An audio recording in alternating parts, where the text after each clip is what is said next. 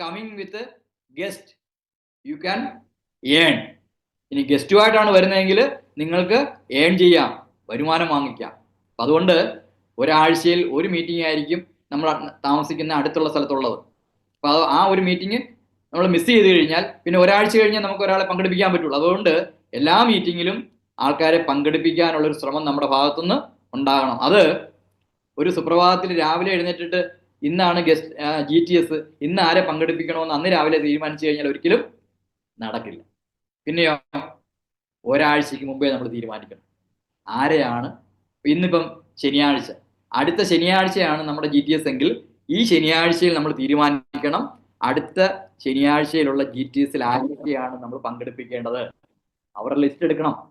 ആ ആൾക്കാരെ ഫോണിലൂടെ വിളിക്കണം, പല പ്രാവശ്യം വിളിക്കണം. ഇന്ന് വിളിച്ചിട്ട് അടുത്ത ശനിയാഴ്ച ഉച്ച കഴിഞ്ഞ് 3 മണിക്ക് വേറെ എങ്ങും പോകരുത്, നമുക്ക് അത്യാവശ്യം ഒരാളെ കാണാനായിട്ട് ഒരു സ്ഥലം വരെ ഒന്ന് പോകണം, എൻ്റെ കൂടെ ഒന്ന് വരണം എന്ന് മാത്രം പറഞ്ഞ് അദ്ദേഹത്തിൻ്റെ അവൈലബിലിറ്റി നമ്മളൊന്ന് ബ്ലോക്ക് ചെയ്യുക. ഇന്ന് നമ്മൾ പറഞ്ഞു, ഒരു 2-3 ദിവസം കഴിഞ്ഞിട്ട് വീണ്ടും വേറെ എന്തെങ്കിലും കാര്യങ്ങൾ പറഞ്ഞ് വിളിക്കുക.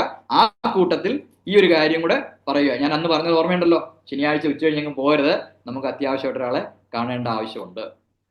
അതിൻ്റെ തലേദിവസം വിളിക്കുക, അതിനുശേഷം അന്ന് രാവിലെ വിളിക്കുക. അദ്ദേഹത്തിനോട് പറയേണ്ട കാര്യമില്ല, നിങ്ങൾ മീറ്റിങ്ങിൽ എത്താൻ പറ്റുന്ന രീതിയിൽ അതിന് മുമ്പേ തന്നെ സമയത്ത് 3 മണിക്കാണെങ്കിൽ ആ സഞ്ചരിക്കാനുള്ള സമയം കൂടെ കണക്കാക്കി 2 മണിക്കോ 1 മണിക്കോ അദ്ദേഹത്തിൻ്റെ വീട്ടിൽ പോയി അദ്ദേഹത്തിനെ കൂട്ടിക്കൊണ്ട് ഈ മീറ്റിങ്ങിൽ പങ്കെടുപ്പിക്കുക. ചില ആൾക്കാർ ചെയ്യുന്ന തെറ്റായ ഒരു രീതിയാണ്, ഒരുപാട് പേരെ വിളിക്കും, കൃത്യമായിട്ടും ഇന്ന സ്ഥലത്ത് വരാനും പറയും. അവർ മീറ്റിംഗ് ഹാളിൻ്റെ വെളിയിൽ വന്നിങ്ങനെ നിൽക്കും, ഈ പറഞ്ഞ ആരും വരാൻ ഇതില്ല. കാര്യം വെച്ചാൽ നമ്മൾ ആരെയാണോ വിളിച്ചത് അവർക്ക് അറിഞ്ഞൂടല്ലോ നമ്മുടെ മീറ്റിങ്ങിൻ്റെ പ്രാധാന്യം എന്താണെന്ന്. അപ്പം അതുകൊണ്ട് തന്നെ അവർ വരുന്ന വഴിക്ക് അവരുടെ വേറൊരു ഫ്രണ്ടിനെ കണ്ടു, എവിടെ പോകുന്നു, നമ്മുടെ ജയരാജ് എന്നെ ഒരു പരിപാടിക്ക് വിളിച്ചിരിക്കുകയാണ്. എന്ത് പരിപാടി, എന്തുവാണെന്നൊന്നും പറഞ്ഞില്ല, ഇന്ന സ്ഥലത്തേക്ക് എല്ലാം പറഞ്ഞു. അവനെ 2-3 ആഴ്ചയായിട്ട് ഇങ്ങനെ ഒരു ബിസിനസ് ചെയ്യുന്നുണ്ട്, അതിൻ്റെ അകത്ത് നിന്നെ ചേർക്കാൻ വേണ്ടി വല്ലതും ആയിരിക്കും. ആണോ? എന്നാ ഞാൻ പോകുന്നില്ല, ഞാൻ സിനിമയ്ക്ക് പോവുക, എൻ്റെ കൂടെ വരുന്നോ, എന്നാ നമുക്ക് 2 പേരും കൂടെ സിനിമയ്ക്ക് പോവാം. അപ്പം അതുകൊണ്ട് കഴിയുന്നതും കൂട്ടിക്കൊണ്ട് വരുന്നതാണ് ഏറ്റവും നല്ലത്. The number of team members will result in your future growth. കൂടുതൽ ആൾക്കാരെ റിക്രൂട്ട് ചെയ്ത് നമ്മുടെ ബിസിനസ്സിലേക്ക് കൊണ്ടുവരുമ്പോഴാണ് നമ്മുടെ ടീം വളരുന്നതും വരുമാനം വരുന്നതും. Anyone using programme centres continuously will develop much better in business. ആരാണോ മീറ്റിംഗ് സെന്ററുകൾ കൃത്യമായിട്ടും ഉപയോഗിക്കുന്നത്, കാര്യം ഇത്രയും മനോഹരമായ ഹോട്ടലുകളിൽ വെച്ച് ഇത്രയും നല്ല രീതിയിൽ മീറ്റിങ്ങുകൾ നടത്തുമ്പോൾ എന്തിന് നമ്മൾ ആ ആൾക്കാരോട് പേഴ്സണലായിട്ട് പറയാൻ പോകണം? അവരവിടെ വരട്ടെ, അവരത് കേൾക്കട്ടെ, ഇഷ്ടംപോലെ ലീഡേഴ്സിന്റെ എക്സ്പീരിയൻസ് കേൾക്കട്ടെ. സ്വാഭാവികമായിട്ടും അവർ വളരെ പെട്ടെന്ന് തന്നെ നമുക്ക് ബിസിനസ്സിലേക്ക് സ്പോൺസർ ചെയ്യാൻ പറ്റും. ഇനി നമ്മൾ അവരെ ഇൻവൈറ്റ് ചെയ്തു, അവരെ കൂട്ടിക്കൊണ്ടു വന്ന് മീറ്റിങ്ങിൽ പങ്കെടുപ്പിച്ചു, അല്ലെങ്കിൽ ഹൗസ് മീറ്റിങ്ങിൽ പങ്കെടുപ്പിച്ചു. ഇനി ഏറ്റവും പ്രധാനപ്പെട്ട കാര്യം, ഒരുപക്ഷെ നമുക്ക് ഇത്രയും കാര്യങ്ങൾ ഏതൊരാൾക്കും വളരെ സിമ്പിളായിട്ട് ചെയ്യാൻ പറ്റും. പക്ഷേ ഇനി ഞാൻ പറയുന്ന കാര്യങ്ങൾ കൃത്യമായിട്ടും ഒരു ലീഡറുടെ സഹായത്തോടു കൂടി ചെയ്താൽ മാത്രമേ നമ്മൾ ബിസിനസ് പ്ലാൻ കേൾപ്പിച്ച ആൾക്കാരെ ബിസിനസ്സിലേക്ക് കൊണ്ടുവരാൻ പറ്റുള്ളൂ, അവരുടെ സെയിൽസ് ക്ലോസിങ് നടത്താൻ പറ്റുള്ളൂ. അപ്പോൾ അതിന് നമ്മൾ എന്തൊക്കെയാണ് ചെയ്യേണ്ടത്? അതിൽ ആദ്യത്തെ കാര്യം 24 മണിക്കൂറിനുള്ളിൽ ഫോളോ അപ്പ് ചെയ്യുക. പലർക്കും ബുദ്ധിമുട്ടുള്ളൊരു കാര്യമാണ്. എന്തിനാണ് നമ്മൾ ഇന്ന് വൈകുന്നേരമല്ലേ സാറേ പറഞ്ഞത്, നാളെ രാവിലെ അവരുടെ വീട്ടിൽ ചെന്ന് കഴിഞ്ഞാൽ അവരെന്ത് വിചാരിക്കും? അവരൊന്നും വിചാരിക്കത്തില്ല. അവർ വിചാരിക്കുന്ന എങ്ങനെയാണ്, നമ്മൾ വളരെ സീരിയസ് ആയിട്ടാണ് ഈ ബിസിനസ്സിനെ കാണുന്നത് എന്നായിരിക്കും അവർ വിചാരിക്കുന്നത്. അവർ എഴുന്നേൽക്കുമ്പോൾ തന്നെ അവരാദ്യം കാണുന്നത്, കണി കാണുക എന്ന് പറയത്തില്ല, എന്ന് പറഞ്ഞാൽ ആദ്യം കാണുന്നത് നമ്മളെ ആയിരിക്കണം. സ്വാഭാവികമായിട്ട് അവർക്ക് ഒരു ചിന്ത വരും, ഇത്രയും സീരിയസ് ആയിട്ടാണോ ഇവൻ ചെയ്യുന്നത്, ഇവൻ്റെ വീട് ഇന്ന സ്ഥലത്താണ്, അവിടുന്ന് ഈ രാവിലെ തന്നെ എഴുന്നേറ്റ് കുളിച്ച് ഡ്രസ്സ് ചെയ്ത് എൻ്റെ വീട്ടിൽ വരുന്നുണ്ടെങ്കിൽ അത്രയും സീരിയസ് ആയിട്ടായിരിക്കും അവൻ ബിസിനസ് ചെയ്യുന്നത്. നമ്മുടെ ബിസിനസ്സിലേക്ക് വരാൻ ഒന്നുകൂടി താല്പര്യം ആ വ്യക്തിക്ക് കൂടുതലായിട്ട് തോന്നും. അപ്പം അതുകൊണ്ട് തന്നെ ഇന്ന് പറയുന്ന പ്ലാൻ ആ ആൾക്കാരെ എല്ലാം നാളെ പറ്റുമെങ്കിൽ നാളെ ഏർലി മോർണിംഗിൽ പോവുക. അഥവാ ഇനി അങ്ങനെ പോകാൻ പറ്റില്ല എന്നുണ്ടെങ്കിൽ, ഒരുപക്ഷെ ചിലപ്പോൾ അദ്ദേഹം വളരെ നേരത്തെ തന്നെ ജോലിക്ക് പോകുന്ന ആളായിരിക്കാം, ദൂര സ്ഥലത്തായിരിക്കാം, അങ്ങനെയാണെങ്കിൽ അന്ന് രാത്രി തന്നെ അദ്ദേഹത്തിനെ കാണണം. ഒരു കാര്യം ഞാൻ പറയാം, പിറ്റേ ദിവസം ഫോളോ അപ്പ് ചെയ്യാൻ പറ്റാത്ത സാഹചര്യമുള്ള ഒരു വ്യക്തിയെ ഒരു കാരണവശാലും പ്ലാൻ പറയരുത്. എന്ന് വെച്ചാൽ നമ്മുടെ വീടിന് തൊട്ടടുത്തുള്ള നമ്മുടെ ഒരു സുഹൃത്തിന്റെ മോൻ, അദ്ദേഹം എഞ്ചിനീയറിംഗ് കഴിഞ്ഞിട്ട് ജോലി അന്വേഷിച്ചുകൊണ്ടിരിക്കുകയാണ്. അപ്പൊ നമുക്കറിയാം, തിങ്കളാഴ്ച അദ്ദേഹം ഒരു ഇന്റർവ്യൂവിന് ബാംഗ്ലൂർ പോവുകയാണ്. നമുക്കറിയാം, നമുക്കറിയാം തൊട്ടടുത്താണ്, നമ്മുടെ സുഹൃത്തിന്റെ മോനുമാണ്. ഞായറാഴ്ചയാണ് ഹൗസ് മീറ്റിംഗ് വെച്ചിരിക്കുന്നത്. അപ്പൊ ഞായറാഴ്ച ഹൗസ് മീറ്റിംഗ് വെച്ച് കഴിഞ്ഞാൽ സ്വാഭാവികമായിട്ടും നമുക്ക് തിങ്കളാഴ്ച അദ്ദേഹത്തിനെ കാണാൻ പറ്റുന്ന കാര്യം, തിങ്കളാഴ്ച രാവിലെ തന്നെ രാവിലെയുള്ള ട്രെയിനിൽ അദ്ദേഹം പോകും. അപ്പൊ അതുകൊണ്ട് അങ്ങനെയുള്ള ആൾക്കാരെ പ്ലാൻ കാണിക്കരുത്. അവർ വരട്ടെ, വന്നതിന് ശേഷം നമുക്ക് കാണിക്കാം. അല്ലെങ്കിൽ അവർ പോയിട്ട് വരുന്നത് ഒരാഴ്ച കഴിഞ്ഞായിരിക്കും. ആ ഒരാഴ്ച കഴിയുമ്പോൾ അദ്ദേഹം ഈ ഒരു കാര്യങ്ങളെല്ലാം മറന്നിരിക്കും. അതുകൊണ്ട് 24 മണിക്കൂറിനുള്ളിൽ ഫോളോ അപ്പ് ചെയ്യുക എന്നുള്ളത് മസ്റ്റായിട്ടുള്ള കാര്യമാണ്. അങ്ങനെ പോകുമ്പോൾ ഞാൻ നേരത്തെ പറഞ്ഞതുപോലെ ലീഡറിനോടൊപ്പം വേണം പോകാനായിട്ടല്ല ഒറ്റയ്ക്ക്. എനിക്കറിയാവുന്ന ആളല്ലേ, എൻ്റെ കൂട്ടുകാരൻ്റെ മോനല്ലേ, ഞാൻ ചെന്ന് പറയാം. ഒറ്റയ്ക്ക് പോയി ഒരിക്കലും അത് ക്ലോസ് ചെയ്യാനായിട്ട് ശ്രമിക്കരുത്. ഏറ്റവും പ്രധാനപ്പെട്ട കാര്യം, ഫോളോ അപ്പ് ചെയ്യുന്ന സമയത്ത് തന്നെ ആ സെയിൽസ് ക്ലോസ് ചെയ്യാൻ ശ്രമിക്കും. അങ്ങനെ ക്ലോസ് ചെയ്താൽ മാത്രമേ നമുക്ക് ഈ ബിസിനസ്സിൽ പെട്ടെന്ന് നേട്ടങ്ങളിലേക്ക് എത്താൻ പറ്റുള്ളൂ. അല്ലാതെ ഒരു ആളെ പ്ലാൻ കേൾപ്പിച്ചിട്ട് 1 മാസം കൊണ്ടോ 2 മാസം കൊണ്ടോ അദ്ദേഹത്തിനെ ബിസിനസ്സിൽ കൊണ്ടുവന്നു കഴിഞ്ഞാൽ നമ്മൾ ഒരുപാട് വേർക്കും. എന്ന് വെച്ചാൽ വളരെ സ്ലോയിൽ മാത്രമേ നമുക്ക് ഈ ബിസിനസ്സിൽ റിസൾട്ട് ഉണ്ടാകത്തുള്ളൂ. അപ്പൊ അതുകൊണ്ട് വളരെ ഫാസ്റ്റായിട്ട് പോകുന്ന ഒരു ബിസിനസ്സാണ്. അതുകൊണ്ട് തന്നെ ഫാസ്റ്റായിട്ട് തന്നെ നമ്മൾ എല്ലാ കാര്യങ്ങളും ചെയ്യണം. അങ്ങനെ പോകുമ്പോൾ നമ്മുടെ കയ്യിൽ കുറച്ച് ടൂൾസ് ഉണ്ടാകണം. എന്തൊക്കെയാണ് ടൂൾസ്? അതിലൊന്ന്, നമ്മുടെ കമ്പനിയെക്കുറിച്ചും ഈ ഇൻഡസ്ട്രിയെക്കുറിച്ചുമുള്ള ലേറ്റസ്റ്റ് ആയിട്ടുള്ള കാര്യങ്ങൾ ഉൾക്കൊള്ളുന്ന ഒരു ഫയൽ ഉണ്ടാകണം. അതൊരു പക്ഷേ ചിലപ്പോൾ നമുക്ക് ഇന്ന് ധാരാളം ബുക്ക്ലെറ്റുകളുണ്ട്. അതായത് കമ്പനിയുടെ പ്രോഡക്റ്റും ബിസിനസ് പ്ലാനും കമ്പനിയെക്കുറിച്ചുള്ള ഡീറ്റെയിൽസും എല്ലാം ഉൾക്കൊള്ളുന്ന ബുക്കുകളുണ്ട്. അത് നമ്മുടെ PUC-യിലൊക്കെ കിട്ടും. അങ്ങനെയുള്ള ഒരു ബുക്ക് നമ്മൾ വാങ്ങിച്ചു വെക്കുക. അതിനോടൊപ്പം കുറച്ച് ബ്രോഷർ വാങ്ങിച്ചു വെക്കണം. അതുപോലെ തന്നെ നമ്മൾ എഴുതിയ ലിസ്റ്റ്, പ്രോസ്പെക്റ്റിൻ്റെ ലിസ്റ്റ്, ഞാൻ നേരത്തെ പറഞ്ഞ ആ ലിസ്റ്റ്, ആ ബുക്ക് നമ്മുടെ കൂടെ ഉണ്ടാകണം. ഫോളോ അപ്പ് രജിസ്റ്റർ വേണം. അതായത് നമ്മൾ കാണുന്ന ആൾക്കാരെ എല്ലാം, പ്ലാൻ പറയുന്ന ആൾക്കാരെ എല്ലാം നമ്മൾ ഫോളോ അപ്പ് ചെയ്യുന്നുണ്ടോ എന്നൊന്നും അറിയണ്ടേ. അതുകൊണ്ട് തീർച്ചയായിട്ടും ആ ഒരു രജിസ്റ്റർ സൂക്ഷിക്കണം. ഒരു ഡയറി വേണം. അതുപോലെ തന്നെ നമുക്ക് 3 ഐഡിയ ഒക്കെ എടുപ്പിക്കാൻ വേണ്ടി, അതൊക്കെ വരച്ച് കാണിക്കാൻ വേണ്ടി ഒരു സ്ക്രിപ്റ്റിംഗ് പാഡ് വേണം. പേന വേണം. അവിടെ ചെന്നിട്ട് സാറേ എനിക്ക് ഒരു പേന തരാമോ ഇതൊന്ന് വരച്ച് കാണിക്കാൻ വേണ്ടി, അങ്ങനെയൊന്നും ചോദിക്കാൻ പാടില്ല. പേനയും പെൻസിലും ഒക്കെ നമ്മൾ കൊണ്ടുപോകണം. അതുപോലെ തന്നെ ഓർഡർ ഫോം വേണം. ഏറ്റവും പ്രധാനപ്പെട്ട കാര്യം, നമ്മൾ പോകാൻ നേരത്ത് ഒരു കാരണവശാലും മിസ് ചെയ്യാൻ പാടില്ലാത്തൊരു കാര്യം, ആപ്ലിക്കേഷൻ ഫോം. പലരും ചെന്ന് കഴിഞ്ഞിട്ട് ഇനി ഞാൻ എന്താ ചെയ്യേണ്ടത് എന്നോട് ചോദിച്ചിട്ടുണ്ട്. ചില ഗസ്റ്റ് എന്നോട് ചോദിച്ചിട്ടുണ്ട്, കാര്യങ്ങളെല്ലാം മനസ്സിലായി, ഞാൻ ഇനി എന്താണ് ചെയ്യേണ്ടത്. അപ്പം ബാഗ് നോക്കുമ്പോഴായിരിക്കും ആപ്ലിക്കേഷൻ ഫോം ഇല്ല. നമ്മളെക്കുറിച്ച് എന്തായിരിക്കും ആ വ്യക്തി മനസ്സിലാക്കുന്നത്. അപ്പം അതുകൊണ്ട് ആ ഒരു വീട്ടിൽ പോകുമ്പോൾ ഈ പറഞ്ഞ എല്ലാ കാര്യങ്ങളും, പ്രത്യേകിച്ച് ആപ്ലിക്കേഷൻ ഫോം എപ്പോഴും നമ്മുടെ കൂടെ ഉണ്ടായിരിക്കണം. അങ്ങനെ ഫോളോ അപ്പിന് പോകുമ്പോൾ ധാരാളം ആൾക്കാർ പലതരത്തിലുള്ള ഒബ്ജെക്ഷൻസ് നമ്മളോട് പറയും. അയ്യോ, ഇത് മണി ചെയിൻ അല്ലേ, പഴയ കുപ്പായം പഴയ ശരീരത്തിൽ പുതിയ കുപ്പായിട്ട് വന്നിരിക്കുന്നു, ഇത് പഴയത് തന്നെയാണ്, പണ്ടത്തെ കാര്യങ്ങൾ തന്നെയാണ്. ഇങ്ങനെയൊക്കെയുള്ള ഒരുപാട് വിമർശനങ്ങൾ ഉണ്ടാവും. ഞാൻ ഈയിടെ ഒരു അഡ്വക്കേറ്റിൻ്റെ അടുത്ത് പോയി. അപ്പം ഞാൻ വിചാരിച്ചത് അദ്ദേഹത്തിന് ഡയറക്ട് സെല്ലിങ്ങിനെ കുറിച്ചൊക്കെ അത്യാവശ്യം അറിയാമായിരിക്കാം, അതിൻ്റെ ലേറ്റസ്റ്റ് ഡീറ്റെയിൽസ് ഒക്കെ അദ്ദേഹത്തിന് കിട്ടിക്കാണും എന്നൊക്കെയാണ് വിചാരിച്ചത്. പക്ഷേ എൻ്റെ ചിന്താഗതിക്ക് തികച്ചും എതിരായിട്ട് അദ്ദേഹം എന്നോട് പറയാണ്, ഇത് മണി ചെയിൻ അല്ലേ, ഒരു 60 വയസ്സൊക്കെയുള്ള ഒരു അഡ്വക്കേറ്റാണ്. പക്ഷെ അങ്ങനെ ഒരുപാട് പ്രാക്ടീസ് ചെയ്യുന്ന അഡ്വക്കേറ്റ് അല്ല. കാര്യം ഇത്രയും വിവരമൊക്കെ ഉള്ളെങ്കിൽ ആരും അങ്ങനെ ചെല്ലരുതല്ലോ. ഞാൻ എത്രയെല്ലാം കൺവിൻസ് ചെയ്യാൻ നോക്കിയിട്ടും അത് കേൾക്കാൻ പോലും അദ്ദേഹം തയ്യാറാകുന്നില്ല. അപ്പൊ അതുകൊണ്ട് നമ്മൾ തർക്കിക്കാൻ വേണ്ടിയല്ല പോകുന്നത്. അദ്ദേഹം പറയുന്നത്, അതായത് നമ്മൾ പോകാൻ നേരത്തെ അവർ പറയുന്ന കാര്യങ്ങളെല്ലാം നമ്മൾ കേട്ടുകൊണ്ടിരിക്കുക. എന്നിട്ട് അവരോട് പറയേണ്ട ഇതാണ്, ഇങ്ങനെയൊക്കെ ആയിരുന്നു, ഒരു 10-15 വർഷത്തിന് മുമ്പ് സാറ് പറഞ്ഞതെല്ലാം ശരിയായിരുന്നു, ഇതിന് നിയമമൊന്നും ഇല്ലായിരുന്നു, ഒരുപാട് അനാവശ്യ കമ്പനികളെല്ലാം ഈ രംഗത്ത് വന്ന ആൾക്കാരെ ബുദ്ധിമുട്ടിച്ചിട്ടുണ്ട്.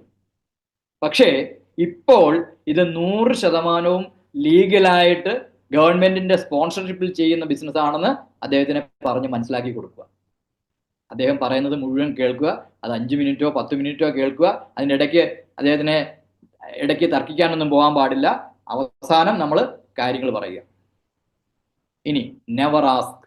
നമ്മൾ പ്ലാൻ കൊടുത്തതിന് ശേഷം ഒരിക്കലും ചോദിക്കാൻ പാടില്ലാത്ത 2 ചോദ്യങ്ങൾ. ഒന്ന്, എങ്ങനെ ഉണ്ടായിരുന്നു പരിപാടി, നമ്മുടെ പ്രോഗ്രാം എങ്ങനെ ഉണ്ടായിരുന്നു? ഒരു പ്രോഗ്രാമിന് ശേഷം അത് GTS ആയിക്കൊള്ളട്ടെ, ഹൗസ് മീറ്റിംഗ് ആയിക്കൊള്ളട്ടെ, പേഴ്സണൽ മീറ്റിംഗ് ആയിക്കൊള്ളട്ടെ, ഒരു കാരണവശാലും നമ്മൾ ചോദിക്കാൻ പാടില്ല. കാര്യം അങ്ങനെ ചോദിക്കുമ്പോൾ സ്വാഭാവികമായിട്ടൊരു നെഗറ്റീവ് ഉത്തരം അദ്ദേഹം നമ്മൾക്ക് തരാൻ പറ്റും. ഇതും എത്ര കേട്ടിരിക്കുന്നു, ഇതുപോലെ എന്തെല്ലാം കമ്പനികൾ വന്നിരിക്കുന്നു, വരും പോകും, ഇങ്ങനെയുള്ള കാര്യങ്ങൾ പറയും.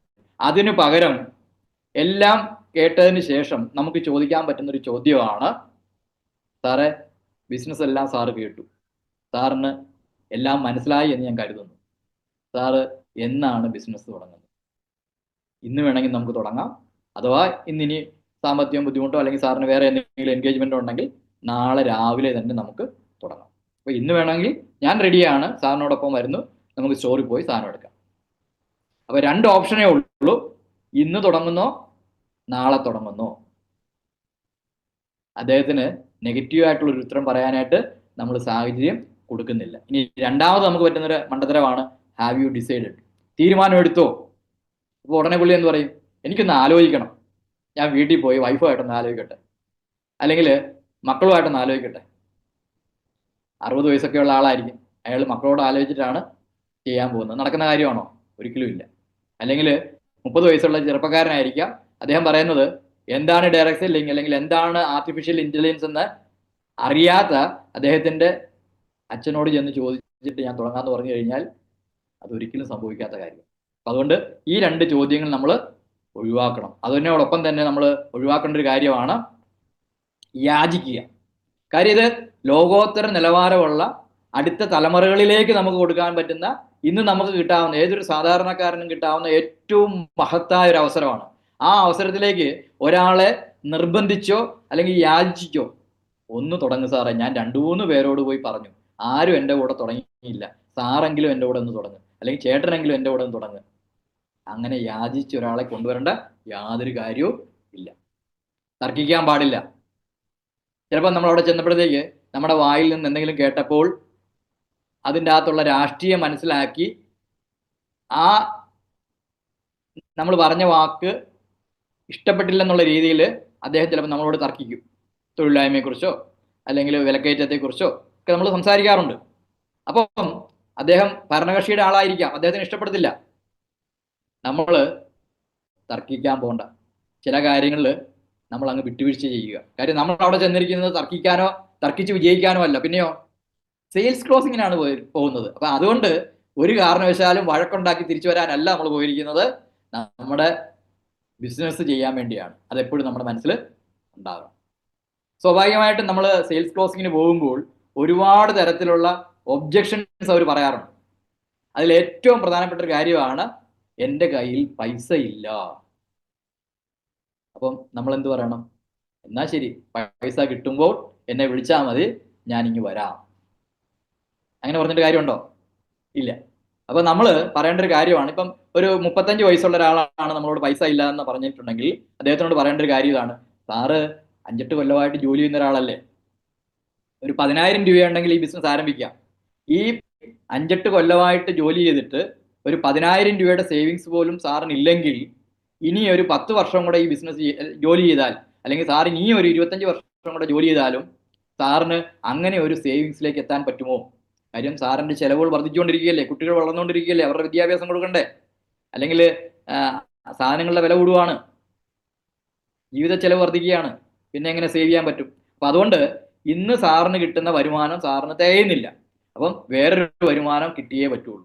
അങ്ങനെയാണെങ്കിൽ 10,000 രൂപ എവിടെ നിന്നെങ്കിലും ലോൺ എടുത്തോ പണയം വെച്ചോ അറേഞ്ച് ചെയ്തോ ഈ ബിസിനസ് ഇന്ന് തുടങ്ങിയാൽ 2-3 വർഷം കഴിയുമ്പോൾ സാറിൻ്റെ അക്കൗണ്ടിൽ 10,000-ങ്ങളല്ല 10 ലക്ഷങ്ങൾ ചിലപ്പം മിച്ചം ഉണ്ടാകും. അപ്പം അതുകൊണ്ട് ഇന്ന് ഒരു അറേഞ്ച് ചെയ്ത് ഈ ബിസിനസ് തുടങ്ങുക എന്നുള്ള ഒരു മറുപടിയാണ് നമ്മൾ കൊടുക്കേണ്ടത്. ഈ രീതിയിൽ നമ്മുടെ മനോഗതിക്ക് അനുസരിച്ചുള്ള മറുപടികൾ അവർ പറയുന്ന ഒബ്ജക്ഷൻസും നമ്മൾ കൊടുക്കണം.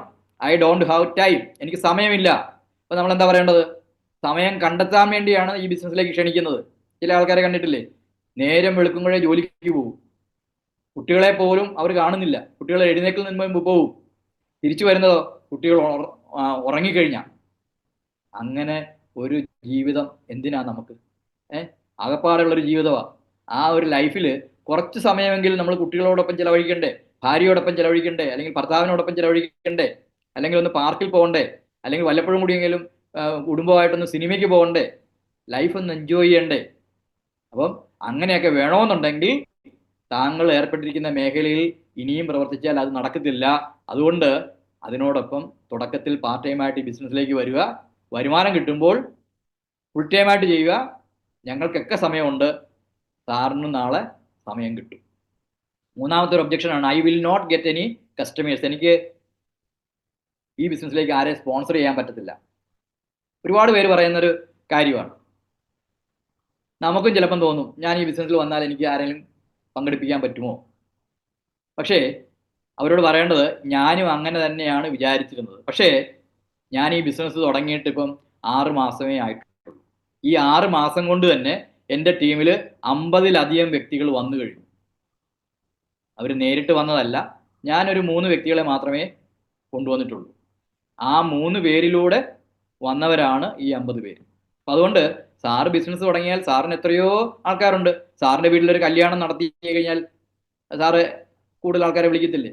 നമുക്കറിയാം, ഒരു കല്യാണത്തിൽ നിന്ന് 500 പേരും 1000 പേരൊക്കെയാണ് പങ്കെടുക്കുന്നത്. റോട്ടിൽ കൂടെ പോകുന്നവരെയൊന്നും നമ്മൾ കല്യാണത്തിന് വിളിക്കത്തില്ല, നമ്മുടെ ഏറ്റവും വേണ്ടപ്പെട്ട ആൾക്കാരെ വിളിക്കത്തുള്ളൂ. ശരിയല്ലേ? അപ്പം അങ്ങനെയാണെങ്കിൽ നമുക്ക് ഇഷ്ടംപോലെ ആൾക്കാരെ ഈ ബിസിനസ്സിലേക്ക് കൊണ്ടുവരാൻ പറ്റും. ഇനി നാലാമത്തെ ഒരു ഒബ്ജക്ഷൻ ഇതാണ്, ഞാൻ തുടങ്ങിയാൽ, അല്ല അങ്ങനെയല്ല, മറ്റുള്ളവർ, ഞാൻ ചെന്ന് ഈ ബിസിനസ് മറ്റുള്ളവരോട് പറയാം, അവർ തുടങ്ങാമെന്ന് പറഞ്ഞാൽ ഞാൻ തുടങ്ങാം. ചിലർ വളരെ ബുദ്ധിമാന്മാരാണ്, അവർ പറയുന്നൊരു ഒബ്ജക്ഷനാണ്. അപ്പോൾ അവരോട് പറയേണ്ടതാണ്, സാറ് നാളെ ഒരു കട തുടങ്ങാൻ പോവാണ്, സാറിൻ്റെ ഈ പഞ്ചായത്തിൽ ഒരു കട തുടങ്ങാൻ പോവാം. ആ കട തുടങ്ങാൻ പോകുന്നതിന് മുമ്പായിട്ട് സാറ് നാട്ടിലുള്ള എല്ലാവരോടും ചെന്ന് ചോദിക്കുമോ, ഞാൻ കട തുടങ്ങിയാൽ നിങ്ങൾ സാധനം വാങ്ങിക്കുമോ? അങ്ങനെ ഒരു ഉറപ്പ് കിട്ടിയതിന് ശേഷമാണോ സാറ് കട തുടങ്ങുന്നത്? അല്ല. നമ്മൾ ഒരു സ്ഥാപനം തുടങ്ങിയാൽ നമ്മുടെ നാട്ടിലുള്ള ആൾക്കാർ അവിടെ വന്ന് നമ്മളോട് സഹകരിക്കുമെന്ന് നമുക്ക് തോന്നുന്നത് കൊണ്ടാണ് ആ സ്ഥാപനം അവിടെ തുടങ്ങുന്നത്, അല്ലേ? എന്ന് പറഞ്ഞതുപോലെ ഈ ബിസിനസ് എന്ന് പറയുന്നത് നമ്മളെപ്പോലെ തന്നെ മറ്റുള്ളവർക്കും കൂടെ പ്രയോജനമുള്ള കാര്യമാണ്. അപ്പം അതുകൊണ്ട് 100% നമ്മുടെ കൂടെ, അല്ലെങ്കിൽ സാറിൻ്റെ കൂടെ ബിസിനസ്സിലേക്ക് അവർ വരും. ഇനി അഞ്ചാമത്തെ ഒരു വളരെ വിചിത്രമായൊരു കാര്യമുണ്ട്, എൻ്റെ സമയം മോശമാണ്. കഴിഞ്ഞ ദിവസം ഞാൻ ഒരു ജ്യോതിഷനെ കണ്ടിരുന്നു, വീട്ടിലെ ഒരു കാര്യമായിട്ട് ബന്ധപ്പെട്ട് പോയതാണ്. അപ്പം അദ്ദേഹം പറഞ്ഞത്, ഇനി ഒരു വർഷത്തേക്ക് താങ്കൾ ഒരു തരത്തിലുള്ള ബിസിനസ്സും ചെയ്യാൻ പാടില്ല. നമുക്ക് എന്ത് പറയാൻ പറ്റും? അദ്ദേഹത്തിന് ഏറ്റവും വിശ്വാസമുള്ള ഒരു ജ്യോതിഷം പറഞ്ഞിരിക്കുകയാണ്. അപ്പം അത് കേട്ടിട്ട് അദ്ദേഹം വെറുതെ ഇരുന്നാൽ എന്താകുമെന്നുള്ളത് നമുക്ക് ഊഹിക്കാവുന്നതേ ഉള്ളൂ. അപ്പം നമുക്ക് അദ്ദേഹത്തിനോട് പറയാവുന്ന ഒരു മാന്യമായ മറുപടി ഇതാണ്, സമയം നല്ലതായിട്ടുള്ള കുറേ ആൾക്കാരുണ്ടല്ലോ, എല്ലാവരുടെ, ലോകത്തുള്ള എല്ലാവരുടെ സമയം മോശമല്ലല്ലോ, നല്ല സമയമാണ് എന്ന് ജ്യോതിഷം പറഞ്ഞ എത്രയോ ആൾക്കാരുണ്ട്. അങ്ങനെ കുറച്ച് ആൾക്കാരെ കൊണ്ടുവരിക, അവർ നന്നായിട്ട് ചെയ്യുമ്പോൾ സ്വാഭാവികമായിട്ടും നമ്മുടെ സമയവും നന്നായിക്കോളും. അതുപോലെ തന്നെ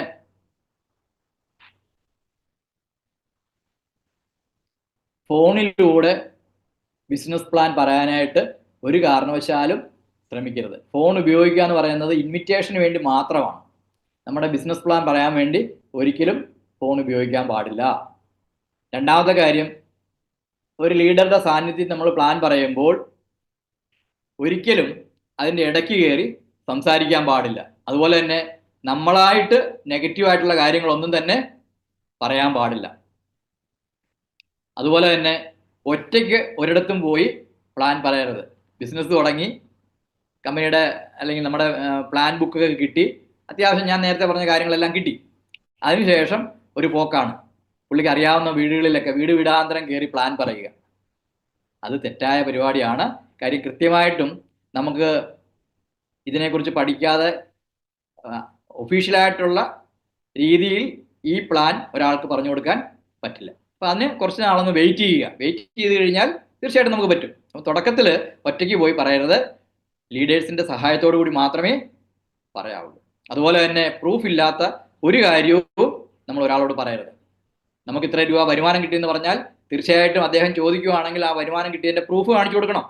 അല്ലെങ്കിൽ കമ്പനി ടേൺ ഓവർ ഉള്ള കമ്പനിയാണ്, അല്ലെങ്കിൽ ഇന്ന പ്രോഡക്റ്റ് ഉള്ളതാണ്, ആയുഷ് പ്രീമിയം സർട്ടിഫിക്കറ്റ് ഉള്ള പ്രോഡക്റ്റ് ആണ് നമ്മൾ വിൽക്കുന്നത് എന്നൊക്കെ പറയുമ്പോൾ അതെല്ലാം കാണിച്ചു കൊടുക്കാൻ നമ്മൾ ബാധ്യസ്ഥരാണ്. അതുപോലെ തന്നെ നമ്മുടെ കസ്റ്റമേഴ്സിനോട് അല്ലെങ്കിൽ നമ്മുടെ പ്രോസ്പെക്റ്റിനോട് ഒരിക്കലും ദേഷ്യം തോടാൻ പാടില്ല.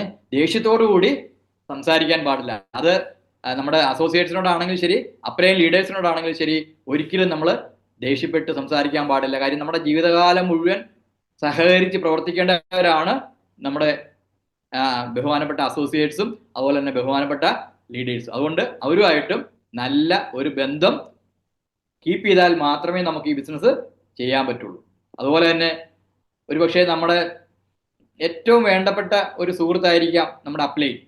നമ്മുടെ കൂടെ വളരെ ചെറുപ്പത്തിലേ കളിച്ച് വളർന്ന ഒരു വ്യക്തി. അദ്ദേഹം ബിസിനസ്സിലേക്ക് വന്നു. മറ്റുള്ളവരുടെ മുമ്പിൽ വെച്ച് ഇടാ പോടാ ഇങ്ങനെയുള്ള കൊളോക്കിയൽ ലാംഗ്വേജ് ഒന്നും പാടില്ല. ബഹുമാനത്തോടു കൂടി മാത്രം അദ്ദേഹത്തിനെ അഭിസംബോധന ചെയ്യുക. സാർ എന്ന് പറഞ്ഞ് തന്നെ വിളിക്കുക. ഇനി വളരെ പ്രധാനപ്പെട്ട ഒരു കാര്യമാണ്, നമ്മൾ മാത്രം ഈ ബിസിനസ് ഒറ്റയ്ക്ക് ചെയ്താൽ ഒരിക്കലും വിജയിക്കത്തില്ല. അപ്പം അതുകൊണ്ട് ഡ്യൂപ്ലിക്കേഷൻ എന്നുള്ളത് വളരെ പ്രധാനപ്പെട്ടൊരു കാര്യമാണ്. എന്താണ് ഡ്യൂപ്ലിക്കേഷൻ? നമ്മുടെ കൂടെ വന്ന ആൾക്കാരെ നമ്മൾ ചെയ്യുന്ന പോലെ തന്നെ നമ്മളെപ്പോലെ തന്നെയുള്ള ആളാക്കി മാറ്റുക. നമ്മൾ ഈ മെഴുക് പ്രതിമകളൊക്കെ കണ്ടിട്ടില്ലേ? വളരെ പ്രസിദ്ധരായ ധാരാളം ആൾക്കാരുടെ മെഴുക് പ്രതിമകൾ ഉണ്ടാക്കി വെച്ചിട്ടുള്ള മ്യൂസിയങ്ങളുണ്ട്. എന്ന് പറഞ്ഞ പോലെ തന്നെ നമ്മളെപ്പോലെ അല്ലെങ്കിൽ നമ്മളെക്കാൾ കഴിവുള്ള ആൾക്കാരായിട്ട് അവരെ മാറ്റുക, അത്രയേ ഉള്ള അർത്ഥം. അതുകൊണ്ട് നമ്മളിലുള്ള നല്ല ക്വാളിറ്റീസ് അവർക്ക് കൊടുക്കുക. അല്ലെങ്കിൽ നമ്മളൊരു അസോസിയേറ്റ് ആണെങ്കിൽ ലീഡറുടെ നല്ല ക്വാളിറ്റികൾ മാത്രം നമ്മൾ എടുക്കുക. അദ്ദേഹത്തിന് ചിലപ്പം കാര്യം ഇവിടെ ഞാൻ എപ്പോഴും പറയാറുള്ളൊരു കാര്യമാണ്, കമ്പനി ഈ ഒരു ബിസിനസ്സിലേക്ക് ആരെ ഇന്റർവ്യൂ നടത്തിയൊന്നും അല്ല കൊണ്ടുവരുന്നത്. ആർക്ക് വേണേലും വരാം. അതൊരു പക്ഷേ പഴയ അവരുടെ ഹിസ്റ്ററി എടുത്തു കഴിഞ്ഞാൽ പല രീതിയിലുള്ള കാര്യങ്ങളൊക്കെ ചെയ്തിരുന്ന ആൾക്കാരായിരിക്കാം. പക്ഷെ അവർ ബിസിനസ്സിൽ വന്നു കഴിയുമ്പോൾ ആ മോശം കാര്യങ്ങളെല്ലാം മാറ്റി പെർഫെക്റ്റ് ജെന്റിൽമാൻ ആയിട്ട് മാറും. അപ്പം അതുകൊണ്ട് തന്നെ നമ്മുടെ സ്വഭാവങ്ങളെല്ലാം കൃത്യമായിട്ടും പ്യൂരിഫൈ ചെയ്താൽ മാത്രമേ നമുക്ക് ഈ ബിസിനസ്സിൽ നല്ല വിജയങ്ങൾ ഉണ്ടാക്കാൻ പറ്റുള്ളൂ. അതുപോലെ തന്നെ ഏറ്റവും പ്രധാനപ്പെട്ട ഒരു കാര്യമാണ് നമ്മളെ കൊണ്ടാവുന്ന എല്ലാ ട്രെയിനിങ്ങിലും മീറ്റിങ്ങിലും നമ്മൾ പങ്കെടുക്കുക എന്നുള്ളത്. അപ്പൊ ഇതോട് അനുബന്ധിച്ച് കുറച്ചുകൂടെ കാര്യങ്ങൾ ഞാൻ പറയാം. നമ്മൾ പല കാറ്റഗറിയിലുള്ള ആൾക്കാരെ ഇൻവൈറ്റ് ചെയ്യാറുണ്ട്, ശരിയല്ലേ? അത് ചിലപ്പം ഒരു പക്ഷേ പ്രൊഫസർ ആയിരിക്കാം, അല്ലെങ്കിൽ ഒരു അഡ്വക്കേറ്റ് ആയിരിക്കാം, അല്ലെങ്കിൽ ഒരു സാധാരണക്കാരനായ കൂലിപ്പണി ചെയ്യുന്ന ഒരാളായിരിക്കാം, അല്ലെങ്കിൽ ഒരു ഓട്ടോറിക്ഷ ഓടിക്കുന്ന ആളായിരിക്കാം. ഇവരെ വിളിക്കുമ്പോൾ അല്ലെങ്കിൽ ഇവരോട് പ്ലാൻ പറഞ്ഞതിന് ശേഷം ഫോളോ അപ്പ് ചെയ്യുന്ന സമയത്ത് അവിടെ പാലിക്കേണ്ട ചില കാര്യങ്ങളുണ്ട്. ഉദാഹരണം പറഞ്ഞു കഴിഞ്ഞാൽ, നമ്മുടെ വീടിന്റെ തൊട്ടടുത്തുള്ള ഒരു വ്യക്തി, അദ്ദേഹം ഒരു ഉയർന്ന സ്ഥാപനത്തിൽ നിന്ന് റിട്ടയർ ചെയ്ത വ്യക്തിയാണ്. നല്ല പെൻഷൻ കിട്ടിക്കൊണ്ടിരിക്കുന്ന വ്യക്തിയാണ്. അദ്ദേഹത്തിന്റെ വൈഫ്, അവരും നല്ല പെൻഷൻ വാങ്ങിക്കുന്നവരാണ്. അത്യാവശ്യം ഫിനാൻഷ്യലി സൗണ്ട് ആയിട്ടുള്ള വ്യക്തികളാണ്. 2 കുട്ടികളാണ്. അവർ രണ്ടുപേരും വിദേശത്താണ്. അവർ വളരെ നല്ല രീതിയിൽ സെറ്റിൽഡ് ആണ്. ആ വീട്ടിൽ ചെന്നിട്ട് സാർ ഈ ബിസിനസ്സിലോട്ട് വരിക, സാറ് വന്നു കഴിഞ്ഞാൽ സാറിന് നല്ല രീതിയിൽ വരുമാനം വാങ്ങിച്ചു തരുന്ന കാര്യം ഞാൻ ഏറ്റു, അല്ലെങ്കിൽ സാറിനെ രക്ഷപ്പെടുത്തുന്ന കാര്യം ഞാൻ ഏറ്റു എന്ന് പറഞ്ഞ് ആ വ്യക്തിയെ വിളിക്കാൻ പാടില്ല. പിന്നെയോ ആ വ്യക്തിയോട് നമ്മൾ പറയേണ്ടത്, സാറിപ്പം റിട്ടയർമെന്റൊക്കെ കഴിഞ്ഞിട്ട് വെറുതെ ഇരിക്കുമല്ലേ, സാറ് അത്യാവശ്യം വീട്ടിലെ കാര്യങ്ങളൊക്കെ നോക്കി ഇരിക്കുകയാണ്. ഞങ്ങൾക്ക് സാറിനെ പോലുള്ള ആൾക്കാരുടെ സേവനം ആവശ്യമുണ്ട്. സാറ് ഒരുപാട് സ്ഥലത്തൊക്കെ ജോലി ചെയ്തിട്ടുള്ള ആളാണ്. ഒരുപാട് ലോക കാര്യങ്ങളെക്കുറിച്ച് കൃത്യമായിട്ട് അറിയാവുന്ന വ്യക്തിയാണ്. അതുകൊണ്ട് സാറ് ഞങ്ങളുടെ ടീമിലോട്ട് വന്നാൽ ഞങ്ങൾക്കത് ഭയങ്കരമായിട്ട് ഗുണം ചെയ്യും. ഒരുപാട് കാര്യങ്ങൾ സാറിന് ഞങ്ങൾക്ക് പറഞ്ഞു തരാൻ പറ്റും. ഈ ബിസിനസ് എങ്ങനെ ചെയ്യണമെന്നും ഞങ്ങളുടെ ഈ പേഴ്സണാലിറ്റി ഡെവലപ്പ് ചെയ്യുന്നത് എങ്ങനെയാണെന്നും മറ്റുള്ളവരോട് സംസാരിക്കേണ്ടത് എങ്ങനെയാണ്, ഇങ്ങനെയൊക്കെയുള്ള കാര്യങ്ങൾ സാറിന് ഞങ്ങളോട് പറഞ്ഞു തന്നു കഴിഞ്ഞാൽ ഞങ്ങൾക്ക് ഈ ബിസിനസ്സിൽ വിജയിക്കാൻ പറ്റും. അപ്പം അതുകൊണ്ട് സാറിനെ ഞങ്ങൾക്ക് വേണം. അല്ലാതെ പൈസ ഉണ്ടാക്കാൻ വേണ്ടിയല്ല അദ്ദേഹത്തെ നമ്മൾ ക്ഷണിക്കുന്നത്, നമുക്കൊരു ലീഡർഷിപ്പ് തരാൻ വേണ്ടിയാണ് ക്ഷണിക്കുന്നത്. തീർച്ചയായിട്ടും അങ്ങനെയാണെങ്കിൽ അദ്ദേഹം വരും. അതുപോലെ തന്നെ ഒരു ചെറുപ്പക്കാരനായ ഒരു വ്യക്തി, അദ്ദേഹത്തിനോട് നമ്മുടെ പ്രോഡക്റ്റ് പ്രോഡക്റ്റുകളെ കുറിച്ച് വിശദമായിട്ട് പറയേണ്ട കാര്യമില്ല. പ്രോഡക്റ്റുകൾ കൊണ്ടു നടന്ന ഒരു വ്യക്തിയായിട്ട് മാറാനായിട്ട് അദ്ദേഹം ആഗ്രഹിക്കത്തില്ല. അദ്ദേഹത്തിനോട് എന്താണ് പറയാൻ പറ്റുന്നത്? നമ്മുടെ ബിസിനസ്സിലെ വരുമാനത്തെക്കുറിച്ചാണ്. ഇത്രയും വരുമാനം കിട്ടുന്ന ഒരു മേഖല നിലവിലില്ല. അദ്ദേഹം ഒരു സാധാരണ ഡിഗ്രി പാസ്സായ ഒരു വ്യക്തിയായിരിക്കാം. അദ്ദേഹം ഒരു ജോലിക്ക് പോയാൽ എത്ര രൂപ കിട്ടും എന്നുള്ളത് അദ്ദേഹത്തിന് വ്യക്തമായിട്ട് അറിയാം. അതിൽ നിന്നും തികച്ചും വ്യത്യസ്തമായിട്ട് നമുക്ക് നമ്മുടെ ലീഡേഴ്സിന്റെ എക്സാമ്പിൾസ് കൊടുക്കാം. എത്രയോ ലീഡേഴ്സ് അവർ ആഗ്രഹിച്ചതിന്റെ എത്രയോ ഇരട്ടി വരുമാനം ഈ ബിസിനസ്സിൽ നേടി എന്തെല്ലാം സൗകര്യങ്ങൾ അനുഭവിച്ചുകൊണ്ടാണ് ജീവിക്കുന്നത്. ശരിയല്ലേ? അപ്പൊ അങ്ങനെയാണെങ്കിൽ അവരോട് നമ്മൾ പറയേണ്ടത്, ഈ ഒരു ബിസിനസ്സിലേക്ക് വന്നാൽ അവരുടെ ലൈഫിൽ ഉണ്ടാകുന്ന മാറ്റം, ലൈഫ് സ്റ്റാൻഡേർഡിൽ ഉണ്ടാകുന്ന മാറ്റം, പുതിയ പുതിയ കാറുകൾ നാളെ വാങ്ങിക്കാൻ പറ്റുന്ന അവസരം, അല്ലെങ്കിൽ വലിയ വലിയ വീടുകൾ വെക്കാൻ പറ്റുന്ന അവസരം, അങ്ങനെ ഉള്ള കാര്യങ്ങൾ പറഞ്ഞു വേണം ഒരു ചെറുപ്പക്കാരനെ കൊണ്ടുവരണം. ഞാൻ 2 എക്സാമ്പിൾസ് പറഞ്ഞേ ഉള്ളൂ. ഇതുപോലെ ആ വ്യക്തിയെ കൃത്യമായിട്ട് മനസ്സിലാക്കി വേണം നമ്മൾ ബിസിനസ്സിലേക്ക് ക്ഷണിക്കാൻ. അല്ലാതെ ഒരേ രീതിയിൽ എല്ലാവരെയും കണ്ടു കഴിഞ്ഞാൽ അവർ വരണമെന്നില്ല. ചിലർക്ക് ചില സോഷ്യൽ ആക്ടിവിറ്റി, ഇപ്പൊ എന്നെ സംബന്ധിച്ചിടത്തോളം റിട്ടയർമെന്റിന് ശേഷം ഞാൻ ഏറ്റവും കൂടുതൽ ആഗ്രഹിച്ചത്, കാര്യം എൻ്റെ എല്ലാ സാധ്യതകളും മനസ്സിലാക്കിയൊന്നുമല്ല ഞാൻ വന്നത്. അന്ന് ഞാൻ ആഗ്രഹിച്ചതാണ് 35 വർഷത്തോളം ജോലി ചെയ്തു. ആ ജോലി കഴിഞ്ഞ് ഒരു ഫുൾ സ്റ്റോപ്പ് ഇട്ട് വീട്ടിലിരിക്കാനായിട്ട് ഞാൻ ആഗ്രഹിച്ചില്ല. അപ്പൊ എൻഗേജഡ് ആകണം. അങ്ങനെ എൻഗേജഡ് ആകുമ്പോൾ തീർച്ചയായിട്ടും പോസിറ്റീവായിട്ട് ചിന്തിക്കുന്ന, നല്ല രീതിയിൽ ബിഹേവിയർ ഉള്ള, അല്ലെങ്കിൽ കൊള്ളാവുന്ന ആൾക്കാർ, മലയാളത്തിൽ പറഞ്ഞു കഴിഞ്ഞാൽ കൊള്ളാവുന്ന ആൾക്കാരുമായിട്ട് സഹകരിച്ച് മുന്നോട്ട് പോകണം. അതിൻ്റെ കൂടെ ഞാൻ ഒരു കാര്യം കൂടെ ആഗ്രഹിച്ചു. എനിക്ക് ആരോഗ്യമുള്ളിടത്തോളം കാലം മറ്റുള്ളവർക്കും കൂടെ ഗുണമുള്ള എന്തെങ്കിലും കാര്യം ചെയ്യണം. കാര്യം ഞാൻ റിട്ടയർമെന്റിന് ശേഷം എനിക്ക് ഇച്ചിരി പൈസയൊക്കെ കിട്ടും, നിങ്ങൾക്കറിയാം. ആ പൈസ കൊണ്ട് വേണമെന്നുണ്ടെങ്കിൽ ഒരു കടയൊക്കെ ഇട്ട്, ഒരു മൊബൈൽ കടയോ അല്ലെങ്കിൽ ഒരു റെഡിമെയ്ഡ് കടയോ ഒക്കെ ഇട്ട് ഒരു 2 പേരെ സ്റ്റാഫൊക്കെ വെച്ച് അവിടെ ഇരിക്കാമായിരുന്നു. അത്യാവശ്യം ചില വിവരം കിട്ടും. പക്ഷെ അതല്ല ഞാൻ ആഗ്രഹിച്ചത്. ഇത്രയും നാളും നടക്കാത്തൊരു കാര്യം, മറ്റുള്ളവർക്കും കൂടെ മറ്റുള്ളവരെ സഹായിക്കാൻ പറ്റുന്ന ഒരു മേഖലയായിട്ട് ഞാൻ കണ്ടു. അതുകൊണ്ടുകൂടിയാണ് ഞാൻ ബിസിനസ്. അപ്പൊ അങ്ങനെയുള്ള ഒരു പ്രോസ്പെക്റ്റിന്റെ മനസ്സെന്താണ് എന്ന് നമ്മൾ മനസ്സിലാക്കി വേണം അദ്ദേഹത്തിനെ നമ്മൾ ബിസിനസ്സിലേക്ക് കൊണ്ടുവരാൻ. അങ്ങനെയാണെങ്കിൽ മാത്രമേ അദ്ദേഹത്തിനെ കൊണ്ടുവരാൻ പറ്റുള്ളൂ. അപ്പം ഇവിടെ ഞാൻ അത്യാവശ്യം കാര്യങ്ങളെല്ലാം പറഞ്ഞു കഴിഞ്ഞു.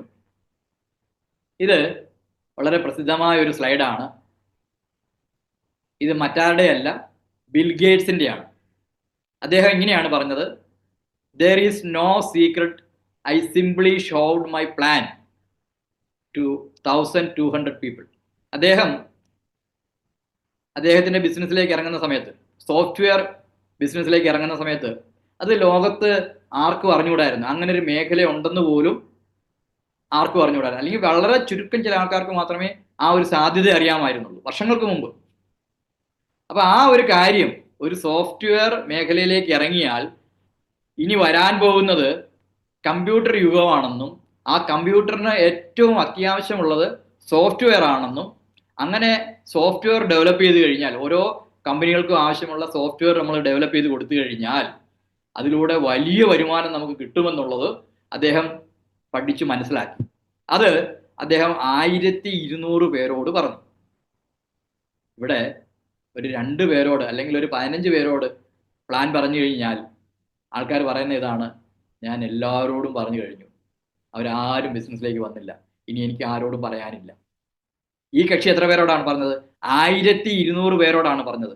അതില് 900 പേരും അദ്ദേഹത്തിന്റെ മുഖത്ത് നോക്കി പറഞ്ഞു, നോ, ഞങ്ങൾക്ക് വേണ്ട, ഞങ്ങൾക്ക് ഇഷ്ടപ്പെട്ടില്ല. പക്ഷേ 300 പേര് സഹകരിക്കാമെന്ന് പറഞ്ഞു. പക്ഷെ അങ്ങനെ 300 പേര് സഹകരിക്കാമെന്ന് പറഞ്ഞെങ്കിലും അതിൽ 85 പേര് മാത്രമേ സഹകരിച്ചുള്ളൂ. അതില് 30 പേര് സീരിയസ് ആയിട്ട് എടുത്തു. പക്ഷെ എല്ലാവരും അത് നന്നായിട്ട് കൊണ്ടുപോയില്ല. അതിൽ 11 പേര് മാത്രമേ എന്നോടൊപ്പം സോഫ്റ്റ്വെയർ ബിസിനസ്സിലേക്ക് വന്നുള്ളൂ. ആ 11 പേര് ഇന്ന് ലോകത്തിലെ ഏറ്റവും വലിയ സമ്പന്നരായിട്ട് മാറി. ശരിയല്ലേ? നമ്മുടെ ലീഡേഴ്സിന്റെ ഒക്കെ ഒരു എക്സാമ്പിൾ എടുത്ത് നോക്കിയേ. നമ്മുടെ ബിസിനസ്സിലെ ഏറ്റവും ടോപ്പിൽ നിൽക്കുന്ന ആൾക്കാർ, സജി പാറക്കൽ സാർ, അല്ലെങ്കിൽ അശോകൻ സാറ്, അല്ലെങ്കിൽ റെന്നി വർഗീസ് സാറ്, അല്ലെങ്കിൽ മോഹൻ സാറ്, മൊബിൻ സാറ്, ഇവരൊക്കെ എത്രയോ പേരോട് പറഞ്ഞു കാണും. അവരോട് ചോദിച്ചാൽ അവർ പറഞ്ഞു തരും. ആയിരക്കണക്കിന് ആൾക്കാരോടായിരിക്കും ചിലപ്പോൾ പ്ലാൻ പറഞ്ഞിരിക്കുന്നത്. അതിൽ ചെറിയൊരു ശതമാനം ആൾക്കാർ മാത്രമേ വന്നിട്ടുള്ളൂ. ആ വന്നവരെല്ലാം ഇന്ന് കോടീശ്വരന്മാരായിട്ട് മാറി, അവരെ പോലെ തന്നെ വരുമാനം വാങ്ങിക്കുന്ന ആൾക്കാരായിട്ട് മാറി. അപ്പൊ അതുകൊണ്ട് 10 പേരോട് പറഞ്ഞിട്ട് അവർ വന്നില്ല എന്ന് വിചാരിച്ച് നമ്മൾ ഡെസ്പറേറ്റ് ആകേണ്ട കാര്യമില്ല. നമ്മൾ വീണ്ടും വീണ്ടും വീണ്ടും പുതിയ ആൾക്കാരോട് പറഞ്ഞു. കാര്യം നമുക്കറിയാം, നമ്മൾ ഏർപ്പെട്ടിരിക്കുന്ന ഈ മേഖല എന്ന് പറയുന്നത് നമുക്ക് വിജയിക്കാൻ പറ്റിയ, നമ്മുടെ ആഗ്രഹിക്കുന്നതിനപ്പുറം വരുമാനം വാങ്ങിക്കാൻ പറ്റുന്ന ഒരു മേഖലയാണെന്നുള്ള വിശ്വാസം നമുക്ക് ഉള്ളിടത്തോളം കാലം മറ്റുള്ളവരോട് പറയാൻ നമ്മൾ എന്തിനാ പഠിക്കുന്നത്? അവർക്കത് മനസ്സിലാകാത്തതുകൊണ്ടാണ്. അപ്പം മനസ്സിലാകുന്ന ആൾക്കാരിലേക്ക് നമ്മൾ എത്തിക്കുക, തീർച്ചയായിട്ടും നമുക്ക് വിജയിക്കാൻ പറ്റും. ഞാൻ എൻ്റെ ഒരു ചെറിയൊരു എക്സ്പീരിയൻസ് കൂടെ പറഞ്ഞ് ഞാൻ കൺക്ലൂഡ് ചെയ്യുകയാണ്. ഞാൻ പറഞ്ഞ കാര്യങ്ങൾ എല്ലാവർക്കും മനസ്സിലായി കാണുമെന്ന് തോന്നുന്നു. അത്യാവശ്യം എൻ്റെ സമയപരിധിക്കുള്ളിൽ, അതായത് എനിക്ക് കിട്ടിയ സമയപരിധിക്കുള്ളിൽ പറയാൻ പറ്റുന്ന കാര്യങ്ങളാണ് പറഞ്ഞത്. കേട്ടത് 2015 തിരുവല്ല തഹസിൽദാരായിട്ട് ജോലി ചെയ്യുന്ന സമയത്താണ്. അന്ന് എന്നോട് പറഞ്ഞവരുമായിട്ടുള്ള ഒരു ബന്ധം വെച്ച്, അല്ലെങ്കിൽ ഞാൻ റിട്ടയർമെന്റിന് ശേഷം എനിക്ക് ചെയ്യാൻ പറ്റുന്ന ഒരു അവസരമായിട്ട് എനിക്ക് തോന്നിയത് കൊണ്ട് അന്ന് തുടങ്ങി വെച്ചു. പക്ഷേ നിങ്ങൾക്കറിയാം, തഹസിൽദാരായിട്ടിരിക്കുന്ന സമയത്തൊന്നും ഇത് ചെയ്യാൻ പറ്റില്ല. കാര്യം അത്രയും ബിസിയാണ്. പ്രത്യേകിച്ച് തിരുവല്ല എന്ന് പറയുന്നത് വളരെ ബിസി ആയിട്ടുള്ളൊരു താലൂക്ക് ഓഫീസാണ്. അപ്പം അങ്ങനെ എനിക്ക് ചെയ്യാൻ പറ്റിയില്ല. പക്ഷേ പിന്നീട് 2017 ഡെപ്യൂട്ടി കളക്ടറായിട്ട് റിട്ടയർ ചെയ്തു. റിട്ടയർമെന്റിന് ശേഷം ഒരു പെൻഷൻ കാര്യങ്ങളെല്ലാം റെഡിയാക്കിയതിന് ശേഷം 2018 സജീവമായിട്ട് ഈ ഒരു ബിസിനസ് ഏറ്റെടുത്ത് ചെയ്യാൻ തുടങ്ങിയത്. എൻ്റെ ID കാർഡാണ് ഞാൻ കാണിച്ചത്. എൻ്റെ ചേംബറാണ്, ഡെപ്യൂട്ടി കളക്ടറുടെ എറണാകുളം കളക്ടറേറ്റിലെ ചേംബറാണ്. അവിടെ നിന്ന് റിട്ടയർ ചെയ്തതിന് ശേഷം അന്നത്തെ കളക്ടർ, അദ്ദേഹമായിട്ട് നല്ലൊരു ബന്ധമായിരുന്നു, മുഹമ്മദ് വൈ സഫറുള്ള. അദ്ദേഹം തമിഴ്നാട്ടുകാരനാണ്. എന്നോട് ആവുന്നത് പറഞ്ഞു. റിട്ടയർമെന്റിന് ശേഷവും അദ്ദേഹം ഒരു ഡെപ്യൂട്ടി കളക്ടർ